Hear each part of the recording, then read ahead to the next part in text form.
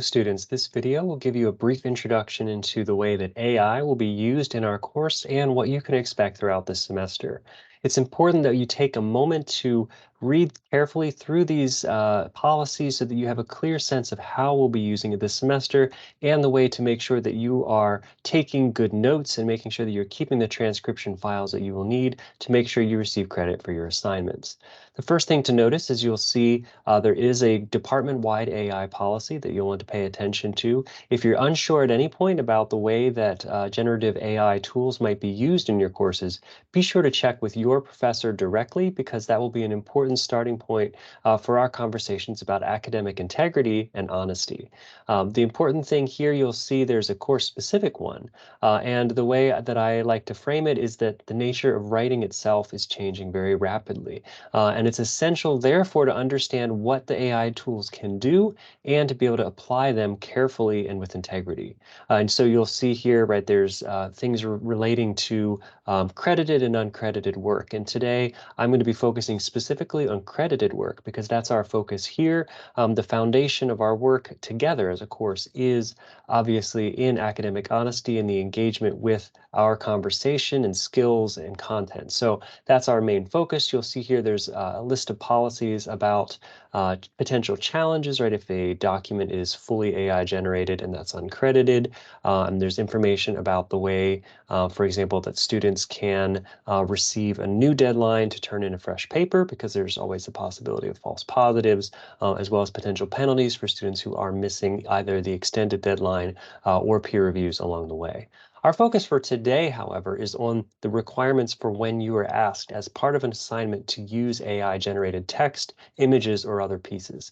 And so you'll see here the thing to pay attention to is you'll see at the top here it says students may only receive full credit on assignments requiring AI tools if they provide all of the documentation required and that it's correctly labeled. And so this will be included as part of the template for our papers. And this will be a place where you want to begin and take careful notes. Documenting as you go is an important skill that you're going to need, particularly in college, because crediting the sources of information is not only part of integrity, but a way of understanding and framing the information that you've received. The first part you'll see here, there's a declaration of AI role and method. In other words, there'll be a statement at the end of every paper saying, this is the exact way that I've used AI, and this is essentially the way that I've done it and where you can see this in the paper. And so you will see in any assignment that asks you to use AI will give a very specific role and particular way that it'll ask you to use AI, perhaps in brainstorming, generating ideas, or creating a counter argument. This means that you will want to be really clear about how you're using this so that readers have a clear understanding of where your information, ideas, and words are coming from within your paper. And so you'll also note here you have the option of opting out of AI tools if you'd like to consult with another person, because again, it's about generating that conversation and the idea generation tools that AI allows.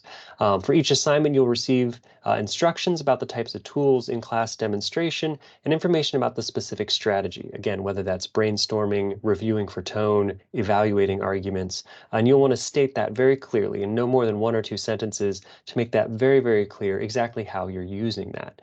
Um, Assignments that use AI may ask you to cite tools, and you'll see that in the assignment itself. And that will be something, again, that may be instructor dependent. So make sure that's clear. And remember that any language that you use from that source must be extremely clear. The distinctions between your own writing and that of the AI generating tool must be clear. The second part here is the important thing and the thing that you will want to make sure that you are paying attention to as you work this semester. If you use ChatGPT, which is what we will be using, you can create an account, which is something you'll want to do at the start of this semester because that will allow you to save your conversations. After your Works Cited page, you will be required to share the links to those complete set of AI prompts and responses in your final draft. Even if you don't end up using all of it, you can just copy and paste a list of those links in there for further review. This way you can receive full assignment credit, and you will need to create an account to save those transcripts. When you have an example of a chat here in ChatGPT, this is from the desktop version, you'll see at the end there's an option to share chat, and it'll generate a link. You can copy and paste that link and store that somewhere. If you're using the web version, or sorry, if you're using the app version, it may be a little bit different.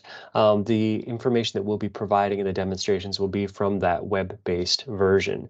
After the end, again, that will be in your MLA template. You want to make sure that both the declaration of AI role and method is there, then the works cited, then the full transcripts so that we're able to review those and really keep very clear documentation, because the most important thing here is to learn to use these tools carefully and advisedly so that you have the skills that can transfer to the workplace in the future.